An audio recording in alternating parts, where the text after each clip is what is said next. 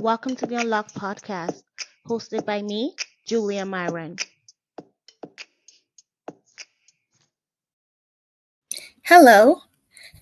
Today I'm joined by two leading voices who explore the deep, often invisible machinery behind immigration enforcement. We have Dr. Nancy Hiemstra, Associate Professor at Stony Brook University, and she studies how state policies shape human mobility, especially through restrictive border and immigration practices. And then we also have Dr. Deirdre Conlon. She's an associate professor at the University of Leeds, and she investigates how immigration enforcement systems impact migrants' everyday lives, including how detention and destitution are shaped by markets, money, and privatization. Together, they co-authored the book Immigrant Detention Inc., which reviews how financial interests drive and sustain the global expansion of detention regimes, particularly in the United States of America. And this is what we're going to be talking about today. I hope you enjoy our conversation, and please like, share, and subscribe so that I can bring you more exciting guests in the future. Enjoy. You're here. Okay, hello, Nancy and Deirdre. How are you? Very Great. good. Thank you. Thanks, Julia. I just wanted to say that with everything going on with immigration in the US, you guys could not have picked a better moment to bring out this book. So how does it feel knowing that the book is out and people can have their hands on it and read it and understand right now? Well, it certainly feels like a relief to have the book written and out in the world. That it is as timely as it is both distressing and disturbing. But part of what inspired us to write the book was a desire to reach a wider audience than the academic audiences that we more often engage with. So that obviously feels great that we have, hit a wider audience at exactly a time when there is a desire to know, not just a desire, but really a need to know more, to have more awareness about what exactly the detention system is, what goes on in the immigration detention system, and what they can do to try to address the myriad problems that Nancy and I unveil and unpick in the book. Okay. Yeah, and I'll just add that when we first started doing this project on detention together in 2012, there was a sense then of, we don't know where the detention system is going. Hopefully it's going to be decreasing. And I mean, as we have seen, it has only just exploded and become even more central to U.S. Immigration enforcement strategies and around the world too. It's really being picked up in all these new ways. So, it's incredibly frustrating to see that. And we really hope that putting, this information out in book form helps to inform more people about this horribly unjust system. How did you guys pick immigration? As how did it come to be with your what did you have an experience with this situation? Why immigration?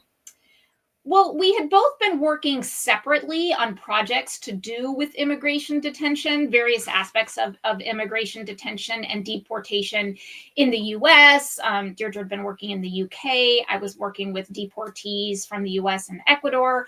And for both of us in our separate projects, we both kept having these questions come up of, or just kind of being smacked in the face over and over again with like, wow, there is all this money involved in detention. And we kept realizing that there were all these people as detention grew, detention capacity, more and more centers, more and more people detained, that there were more and more companies and people and communities that were making money off of it. And it's to us, we started to realize like this is this isn't just kind of an effect of the growing detention system, that they are combined. It is a cycle. It's growing because people make money off of it. So we really just kind of felt like, for us, a way that we wanted to get into this was starting to pick apart and identify all these different entities that make money off of detention and how.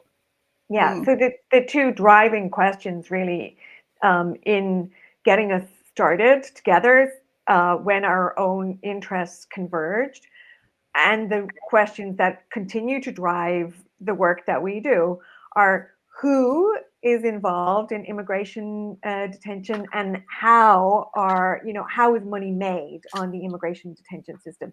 So and those are really quite simple questions, really, but what we have found over the years is that it's incredibly complex and web-like when you start to really dig into the many different people and entities and companies and even local governments that are involved in making money, drawing money out of the detention system and using it for all kinds of things, including for profit.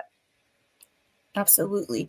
So for some people in the US right now who don't really know what happens and what the immigration detention system is, can you please walk us through what happens when I don't like illegal, I don't like the term, but what happens when an alien is picked up by the Immigration, Customs, and Enforcement agents? What is the process? What happens from there? I mean, there's no one straight process. It varies if the person is picked up on the border, if they're picked up in the U.S. interior, if they're picked up in, as we're seeing a lot of right now, these raids. But undocumented immigrants, or even documented immigrants, and even citizens, as we're seeing in some instances now, I mean, they can be arrested in all types of situations, but once they're brought into detention, it's this kind of sprawling system, and people are often ping-ponged around, transferred to different facilities in ways that will often remove them from family and friends, remove them from opportunities for legal assistance. And how long somebody is detained varies tremendously. I mean, this can be hours to days to months to years, right? I mean, there are people in indefinite detention that have been there for years because their case is stalled, or there's not a country willing to take them when they're deported. And so people will spend significant periods of time in detention facilities, sometimes in the same facility, or often just transferred around where there are spare, they call them beds. So where there's spare beds that need filling. Interesting. And when I'll just maybe pick up, so the United States and the UK are amongst only a relatively small handful of countries that don't have a time limit on the period of time that a person can be detained without some review of the basis for their detention, or the basis for their sort of immigration claim. So I think that that's worth flagging for people to be aware of. And when a person enters the detention system, one of the things that they are given in terms of sort of the granularity, the everydayness of it, in the United States, detainees have to wear essentially jumpsuits or kind of prison uniforms.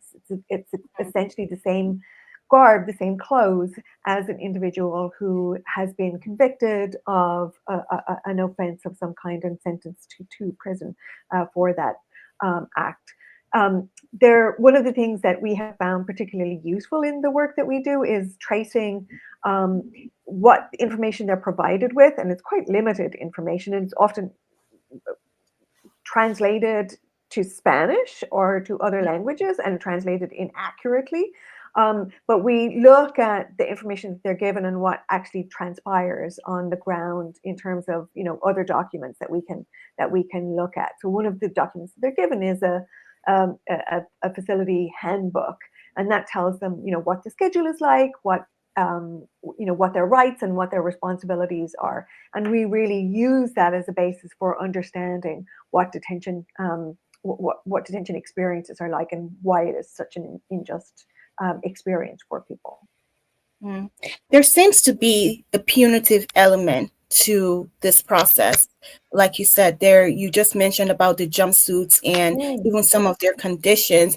Is this supposed to be so? I know in your book you mentioned how this is a civil matter, but can you tell us how it has been criminalized and the punitive element? Yeah, I mean, according to immigration law, detention is supposed to be administrative, right? Like it's just kind of holding people for convenience while their case is heard, while they're processed, while they might be moving toward deportation or to release. But increasingly over the years, it is really treated as one and the same as criminal incarceration. So the same facilities, the exact same companies serving them food and medical care, treated as as people really kind of without rights. In many ways, detainees are treated or not awarded as many rights as people in the criminal justice system because there is no right to legal representation, right? Which greatly impacts their immigration cases.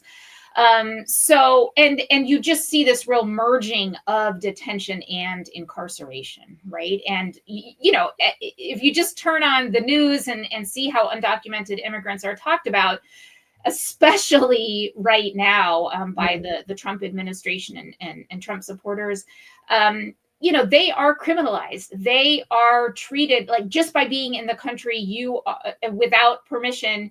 Without legal permission, you are a criminal. You are an invader, right? You are dangerous. You are a risk. You are a threat. And you see this real merging of how immigrants are talked about with how criminals are talked about. And that has been weaponized, right, to criminalize migrants, to justify detaining and deporting them, which with the current Trump administration, just with the signing of a document, they are undoing all these legal statuses that people had. So many people have come into the country legally. They have legal paperwork, and all of a sudden the Trump administration is undoing humanitarian parole or all these other things. So somebody was here legally, they did everything they were supposed to do, and suddenly they're undocumented and represented in media discourse, in political discourse as criminals. So I think for the public, they often see no difference between detained immigrants and between detained people incarcerated people in the criminal justice system. Yeah, and maybe I'll just add that that things are horrendous at the moment. There is no question about that. At the same time, one of the things that we highlight in our research and in the book is that these kinds of trends around criminalization of migrants and migration have been ongoing for decades. So it isn't just a Republican issue. It isn't just a conservative government issue. It is across all political parties and kind of political ideologies that migrants are kind of represented and viewed and painted as a problem in American society, or as kind of having identities that are not consistent with whatever ideology or view of national identity has been popular throughout the history of the United States. So. Yes, I love that. In your book, you go through over 40 years almost of the history of immigration detention. So, anyone who's listening, it's not, I think we live in such a divisive world right now. Everybody wants to play politics. And although in this current administration, the problems of the immigration situation in the US is exacerbated and in most ways highlighted, this has been an ongoing problem. It just did not start with this current administration. But to what you said, Nancy, it's almost like there are some people who come here legally. They came here with work permits. They came here with student visas. They came here with after you become a student, you have a certain amount of time to work. And for some reason or the other, the United States immigration system, because it's so horrible and unreliable, they become out of status through no fault of their own. But there is no clear way to rectify the situation. So then they become an undocumented migrants in the country, and there is no redress for them. And then most of times they, this process to become documented or maintain your documentation, it takes over 10 years. Yeah. So you may have been doing the right thing for 10 years, and then because the system is so messed up, you lose your status, and then you don't know where to begin. So I just want to really thank you for mentioning that it's not people crossing the border. Even people who came here with the right intentions to get screwed by the United States immigration system.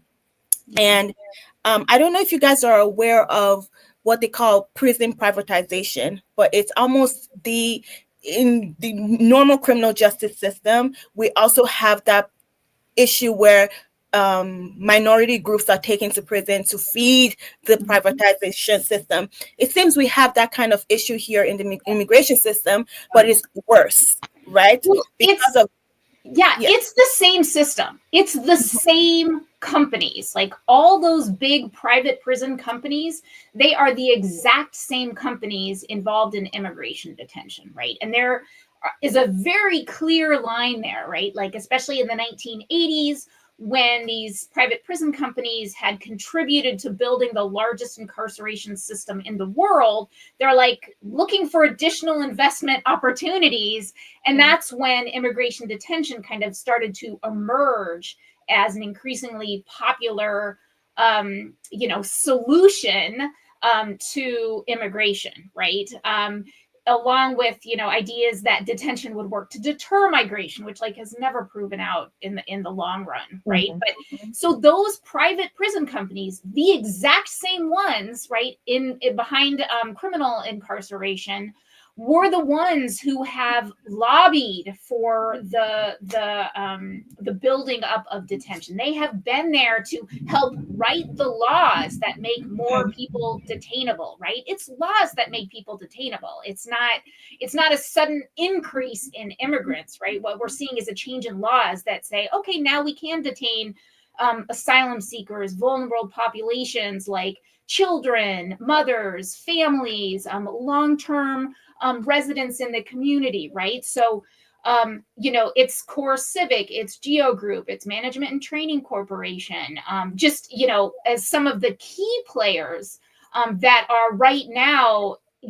celebrating with the Trump administration. I mean, they've long been, as we said, it's not just Republican administration. They've also been lobbying and giving money to Democrats over the decades as well, right? But you can just look in the media and see a lot of stories about how these huge private prison companies their stock is through the roof right now, and they are on the phone daily with the Trump administration, planning and making this current massive explosion in detention happen. Part of what we also do in the book is that we work to bring attention to and beyond the kind of big names like Geo Group and Core Civic, which, as Nancy has said, are heavily involved in the prison industrial complex, and also would be known names or known entities in the immigration detention system. Again, not only in the United States, but in other countries around the world as well. So these are global corporations. But one of the things that in asking that question that we ask, who is making money and how is money made on immigration detention? Whatever one does on a day-to-day basis, and you do as an immigrant who is detained, you eat, you need to do laundry, you need to communicate with your family members or your lawyer or your networks. You often need medical care, just routine medical care and health care. Every single one of those so-called services in immigration detention is privatized and subcontracted. And those are some of the services that we trace and track in this book, in Immigration Detention Inc., just to highlight exactly or precisely how embedded and entangled the immigration detention system is, and how many people are actually benefiting from it, or how many companies and corporations are benefiting from it, over and above the massive profits that are going to corporations like Geo Group and CoreCivic. Yeah. And I mean, we also emphasize how many communities, many local governments also become, woven into this web of financial dependency on detention. So these are local jails that rent out empty jail space, or sometimes even build facilities, jails just to contract with ICE for purposes of detention, right? And these are often communities and local governments that, they might be struggling financially. And so detention becomes a solution for them, right? More revenue, more jobs, more money into local coffers for providing government services. So detention comes to be seen as a solution for a lot of problems, right? In those communities. So it's addicting to not just private companies, but to communities, to households and families who might come to depend on detention for employment, for their household incomes, right? So, by focusing on detention, these communities are not looking for other solutions, right? They aren't demanding kind of more assistance from more development, more resources from elsewhere. So it becomes kind of an easy fix for a lot of different, an easy way to make money and an easy economic fix too, which makes it incredibly dangerous, right? We see all these new facilities springing up, all these new communities and companies becoming involved. They don't want to let go once they get that revenue, right? So there's this kind of danger of it becoming this bigger and bigger and bigger system because people are making money off of detaining immigrants. Yeah.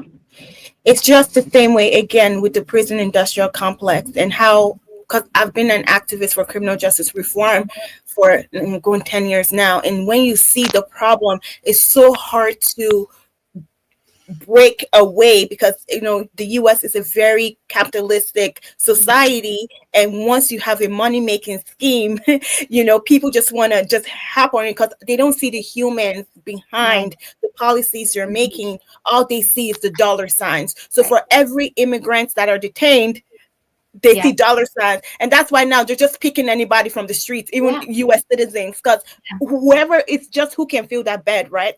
Because that's where the money is for them. Now, we've spoken about how private sectors can benefit from this system, and local governments can benefit from the system. But where is the stake for the federal government? Do you want to go for that one, or no? Go for it. Julia, you mean how does the federal government make money? Yes. Yes. I mean, I wouldn't say that the federal government is making money. I mean, the federal government is paying an average of $150 per day per immigrant detained for like an adult detainee. So they're doing this huge, outlay of money. I mean, the budget for just detention alone for 2024 was $3.4 billion. In the bill in Congress now, Trump is asking for an additional $45 billion, right, to like supersize the immigrant detention system.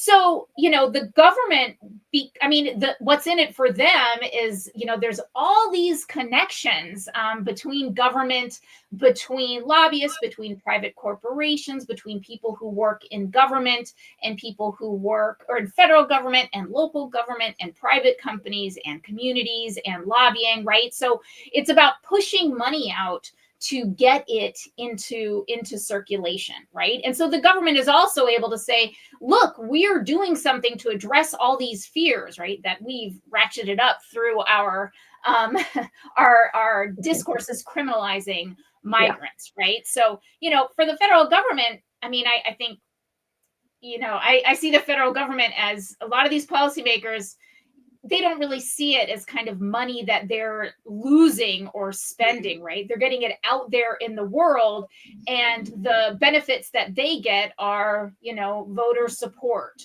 but then campaign contributions, right? And being able to say, like, I'm doing something to combat these fears. So yeah, I don't know if that makes sense. No, that answers my question. Yeah. Yes. I'll just maybe add one tiny thing, and that is that sometimes people have when you say capitalism, people often think about private sector entities and private companies, but there's a lot of writing that has been done about capitalism and the relationship between governments and private companies under capitalism. And really, one of the functions of the state, of federal government, but also government at every different level, under capitalism, is to serve the private interests. So really, they're working to massage the ways in which capitalism works, the ways in which investment and profit and money making and revenue works under capitalism. And that's the purpose of government, or at least one of the key purposes of government under a capitalist system. So that's what's in it for them, in a way. Yeah. I just wanted to go back to the policy part and the voting, because this is a trend we've seen. I know, Deirdre, you agree with me. Even in the UK, something happened where the Reform Party, I get that there was a major support for them. So for the US listeners, the Reform Party is, let's say, a third party, and they were not supposed to get as many votes as they did, and they did.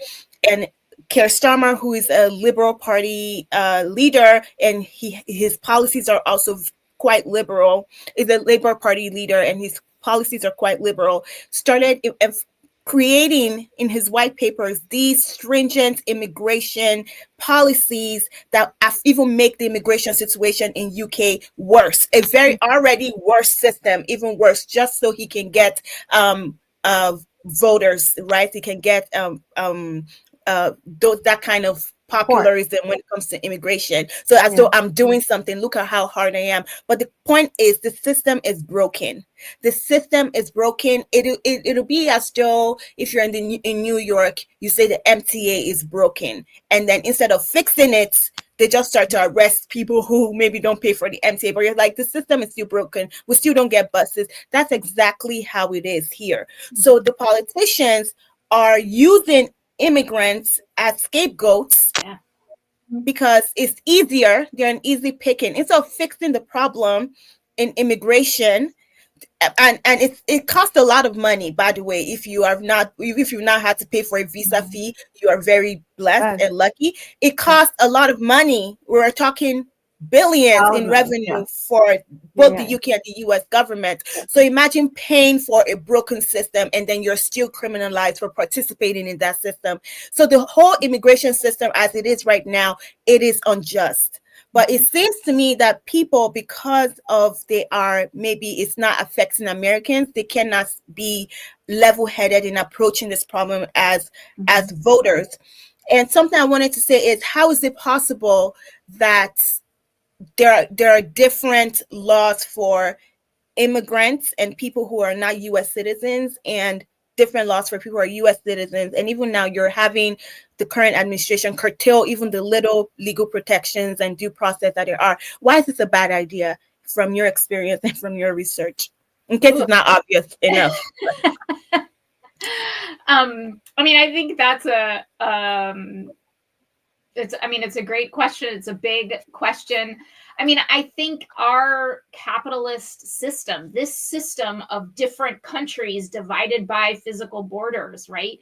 It only works, in all its, in how capitalism works and how it works. It's based on inequality. It's based on inequality across physical borders, right?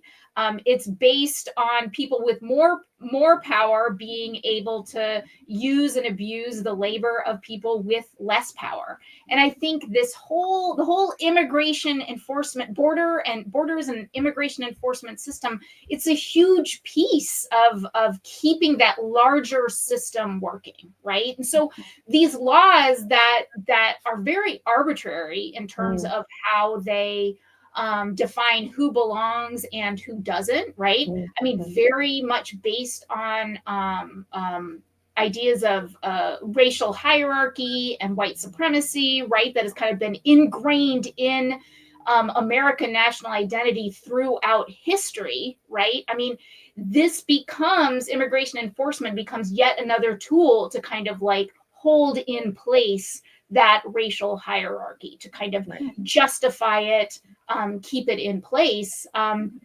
So it's just kind of another piece there, right? And we make up our laws. We decide what is legal and what is not legal. So all these kind of legal systems and classifications are created by laws that we set, right? So it's kind of this very intentional mechanism for maintaining this hierarchy, not just in the United States, but really kind of a more global hierarchy of countries that are better, more well off and less well off.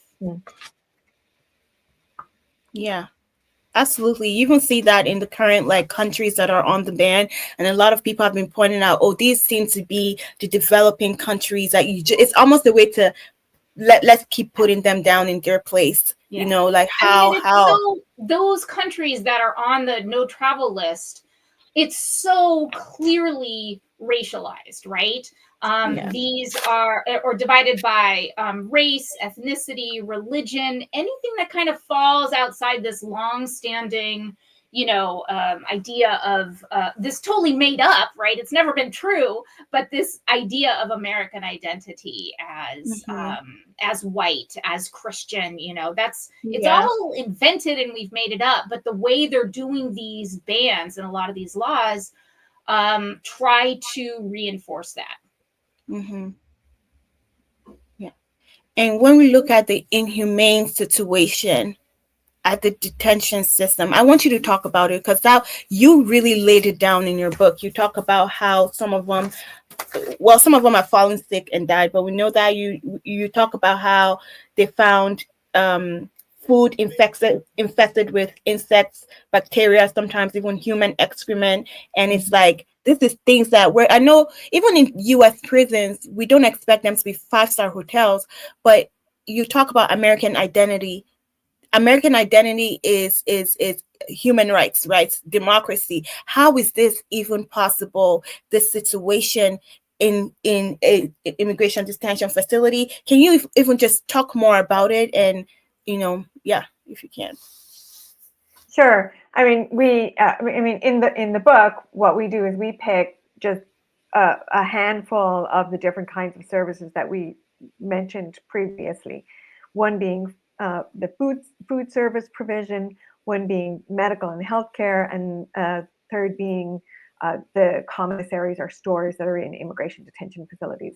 And again, across the board, what we find is that whatever is provided, whether it is the quality and quantity of food, is not enough to fulfill basic dietary needs for an individual who is detained, whether it is an individual who has a chronic medical health or health condition, being able to get their prescribed medications while they are detained, or somebody who becomes acutely ill being able to get the medical care that they deserve as a human. All of those things are either provided at a bare minimum or really skirting the very, very basics of what is considered reasonable. I mean, we can talk about very specific examples if that's helpful. So one of the things that we look at is the contracting process, for instance, in food service provision, and all companies that are working to get a contracting bid in place, or a contract in place for an immigration detention facility, will submit a bid. And what we found is that in almost every single case that we have looked at, it isn't the variety of foods that are offered. It isn't attention to special diets that wins the contract. It is the lowest cost bidder that wins. And what that means, what that translates to in concrete terms, is that a meal provided to a detainee costs in the region of, I think our average is about $1.25 per meal per individual. Now, I don't know where in the United States you can get anything for $1.25. You can't get a cup of coffee for $1.25. Mm-hmm. So to think that people's entire dietary needs are being met, or could possibly be met, on a cost of $1.25 is it's just ludicrous, really. But those are the bids that win contracts in detention facilities, and what is also really problematic about these as winning bids is that the entire infrastructure around the bids makes it okay for that $1.25 to be the winning bid. So, for instance, bids have to adhere to kind of minimum calorie requirements, or daily minimum calorie requirements, but those are averaged over the course of a week, and so there can be an awful lot of give and take in that, right? While they're required to have a certain proportion of the meal or meals that have a balance of protein and carbohydrates and so on, those again can be averaged, and there's lots of wiggle room for substitutions, right? So in everywhere there is an attempt at putting in place some parameters for the provision of services, those are the bar is so low, or it is so flexible that what ends up happening is that revenue and profit become the guiding force in these services. Yeah, I mean, I'll just kind of encapsulate all that by saying the business model for detention and incarceration, right, is to make the most money you can by basically starving and sickening the people in your care, right? And there are very few checks and balances that are enforced to make sure that doesn't happen, right? So if companies can get these ICE contracts or get the subcontracts for food and medical, right? Once they have those contracts, it's kind of like, well, I said I'd do this, but now I'm going to try to get away with doing as little as I can, to spend as little money as I can in these detention facilities, and that increases my profit, right? So that's one thing that makes detention as an industry, incarceration too, as an industry so attractive, is that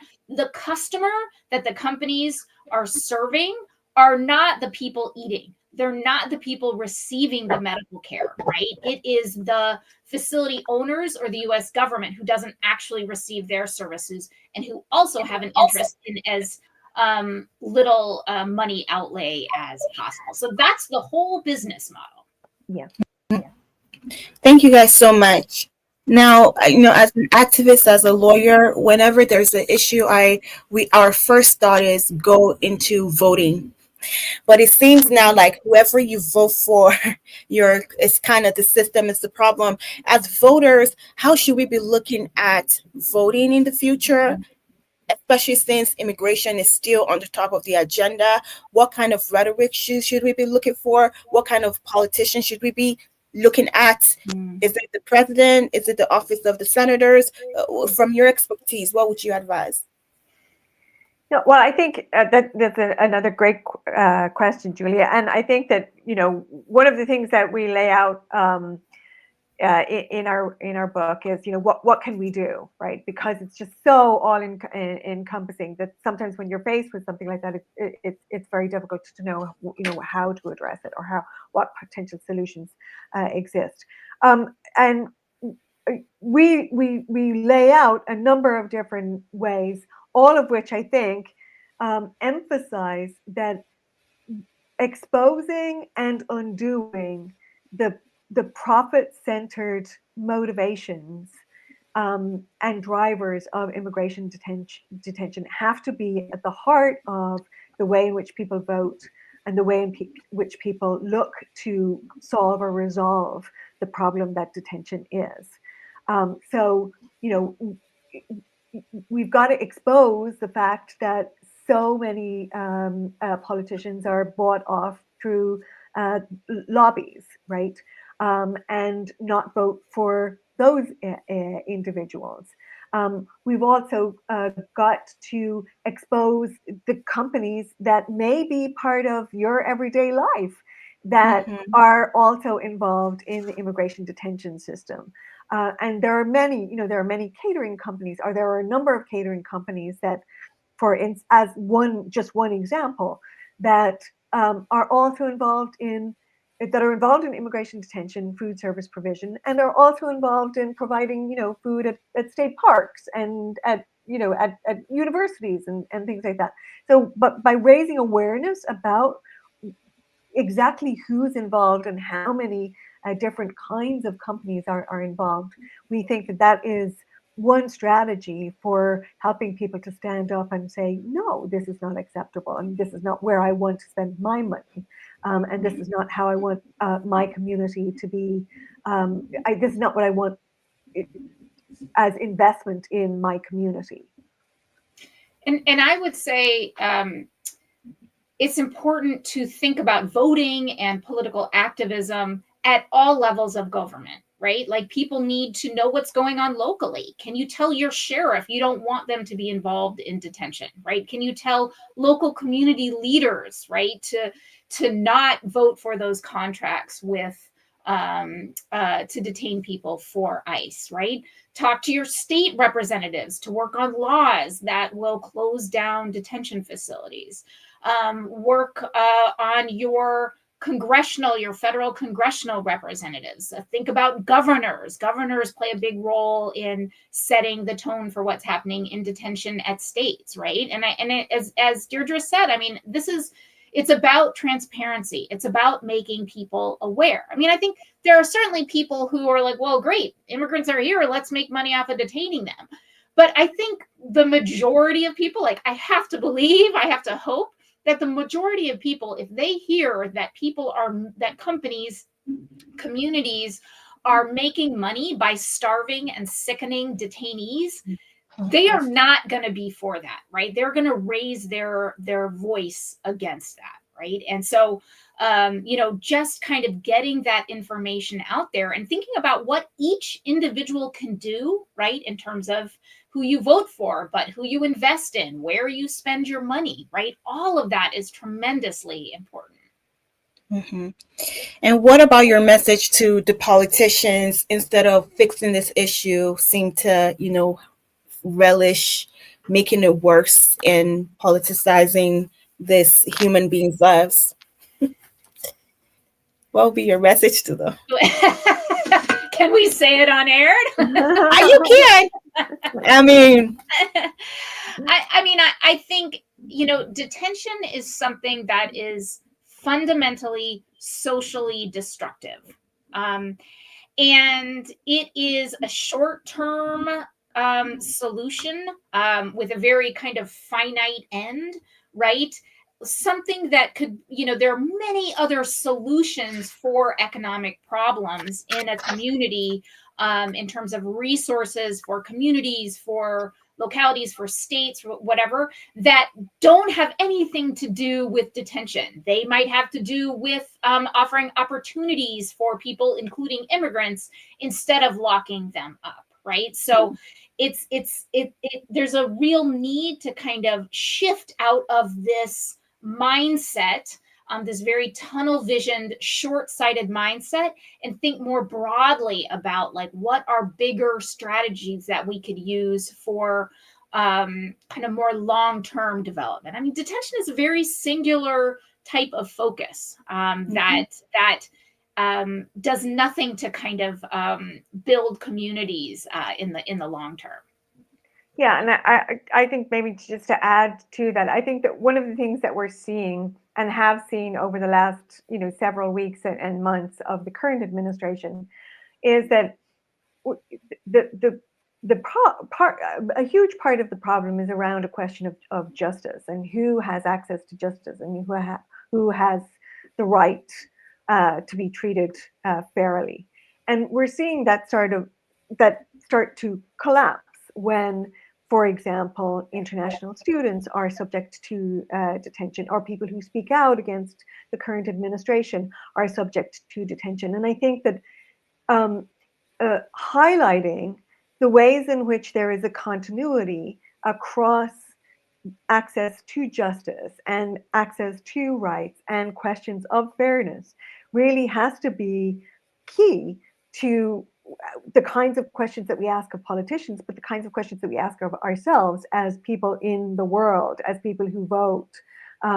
Because as Nancy has said, we have got to believe that what people want is a fair and just system. And as it comes closer and closer to one's own life and community and family, or potentially comes closer to one's own family and life and community, those questions bear upon us in very real and tangible ways that, again, we hope people are on the same side as us, or of the same view as us, that justice is paramount here. Mm-hmm. And I just also want to say that it's all just a big fat distraction, because the price of eggs are still $6, and I mean that I literally went to a store and I was like, $6 for eggs, that's crazy. This is not helping your economic situation. In fact, as a taxpayer, you're even paying more for this nonsense. So it's I know it tickles some folks when you're like, oh, immigrants, and you're like, yeah, they're the problem, but we have seen the trend. So the same running on immigration 10 years ago, they're still running on immigration. Does that not tell you that they're not solving the problem? Right. They're purposefully making it worse. So the next time they want to run, they'll use that same situation to rile you up.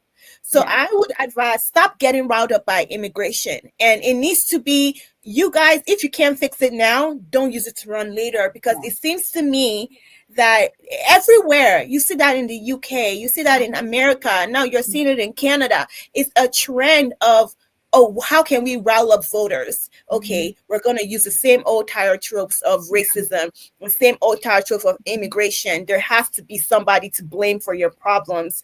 And they're creating this problem with the immigration system. They're not solving it, and they're using it as political will. So I would just say we need to, I think for me, seeing how politicians are moving, it's like, as a collective, we need to just stop getting riled up by or taken advantage of by these noise that they're saying. They don't have a plan. They have no concrete plan. Right. So it's a distraction. It's a distraction, right? Yeah, and if you look, if the current administration continues down this path of really trying to get rid of all these immigrant workers, I mean, what is actually going to happen is our food costs are going to skyrocket, right? Because our system, the prices we pay, is dependent on low-cost workers. Yes, low-cost workers, right? And so I mean, there's all these ways that things will fall apart, right? If we Yeah. continue down this path, unless we're Yeah. willing to like radically change our entire system, our entire national economic system, in ways I'm pretty sure that the politicians, trying to make their careers off scapegoating immigrants are not interested in doing. They're not. I mean, I lived in Florida. I went to Florida for college, and I heard about orange farmers are getting paid, I think was $2 for immigrants, orange farmers. And I looked around because Florida is also very like conservative, not even real conservatism, because I don't think that's what they practice. It's something weird. And they're like, oh, we want all immigrants. I was like, they're taking our jobs. I said, what jobs? Do you want to work in a farm in the Florida heat for $2 an hour? That's not the job they're taking. But you see this, even like the when was talking about Ohio, the Haitians are in Ohio. You invited them to Ohio or wherever I think Ohio, because there was nobody willing to work agriculture. So you had to go invite them, and now you're criminalizing them for coming to bail you out. So you see this trend, and I just want to wake people up. You cannot. It's just like the whole tax stuff. If iPhones are produced in the US, iPhones are gonna cost $3,000. Like, it's more than that. I want us to start using our brains and stop getting like taken advantage of because of hate and divisiveness. Like, that's not how it works, you know. We've come to the end. Yeah, Yes. I know we're coming to the end, but I also just wanted to, it's worth also giving a shout out to all of the communities in the United States who are actually pushing back against ICE. So, the protests in Los Angeles over the last number of weeks, and in some of the facilities that we look at, Delaney Hall in New Jersey, there have been protests there around the facility that was opened there without really following planning guidelines, so sort of circumventing political processes and processes of accountability in order to detain more migrants. But communities are aware that this is not right, and and are not prepared to put up with ICE, kind of patrolling streets with kind of no identities, or with their identities hidden, and kind of faces covered, and people harangued and harassed for the least of reasons, or for no reason at all. So I want to give a shout out to communities who have actually woken up to the unfairness and the injustice that they are seeing, and pushing back against it. Thank you so much. Our Ask an Expert question was, what are some most urgent reforms that are the top of advocates' agenda, and what is the obstacle to implementing these reforms? I think, Deirdre just mentioned people protesting the kind of the opening of new facilities, especially those operating with horrible conditions. I think a top priority is stop allocating money, right? We've got to stop allocating money and opening more facilities. Like, stop the growth now before more people become dependent on it. And I think, the main thing that we need to do, that activists are working on already, is making detention less profitable, because then fewer people will want to be involved in it, and people will pull away their investment in it now. So, not to build a better system, right, that's going to last, but really make it a legitimate system where there is adequate food, adequate medical care, rights are observed, right, where detainees who labor in detention facilities are paid for their labor, at least minimum wage, where they aren't ripped off when they buy things in facility stores. Like, so make all these mechanisms embedded in detention facilities, so that those currently making so much money don't make as much money, right? And if you, sorry, just to jump in, and if you do that, then the detention system itself becomes no longer viable. right? Mm-hmm. As a system of capture and confinement and containment, right? If you're following, those basic principles, minimum wage, rights being adhered to, accountability being a real system of accountability, then it no longer becomes a tenable system. Thank you. And our final question to this amazing conversation: what is the call to action for somebody right now who's watching and their communities have been impacted right now at this moment? What can they do? I mean, I what we were talking about before, like, be politically aware, right? Mm-hmm. Know how your elected officials at kind of all levels of government, how do they vote? Where do they get their money, right? So be aware of that. Call attention to that. Know where the companies where you purchase things, are they invested in detention, right? Mm-hmm. So, I mean, I think as Deirdre was saying before, expose who is making money off of detention, whether it's politicians or companies or communities, and really work to just eliminate that funding for detention. Thank you so much for this conversation, and congratulations on your book, Immigration Inc. Where can people find it if they want to get it right at this moment? Yeah, it's Immigration Detention Inc., the big business of locking up migrants, and it's with Pluto Press. I mean, it's available at a lot of other book retailers as well. So if you just Google Immigration Detention Inc., it should come up. Okay. Thank you so much, and congratulations, as I said. And I just want to say it's an amazing book to read. It's some parts got me, honestly, because I'm very, very sensitive to this stuff, got me choked up, but you will learn a lot. There's a lot of information in the book. And, where can we find you if they want to chat with you about the themes? Let's see. Can we put our emails in the Yes. Or can you? Yeah, I will put their emails below, and you can contact them and chat with them. And yeah, we're gonna get there as a country, as a people, wherever you are. We're gonna get there. Thank you so much for joining us. And thank you so much, Julia. All right, thank you, Julia, for a great conversation. Great questions. Thank you. You're welcome. And we will see you guys in the next episode. Share, like, subscribe. Y'all know what to do, and support the book as well. Thank you.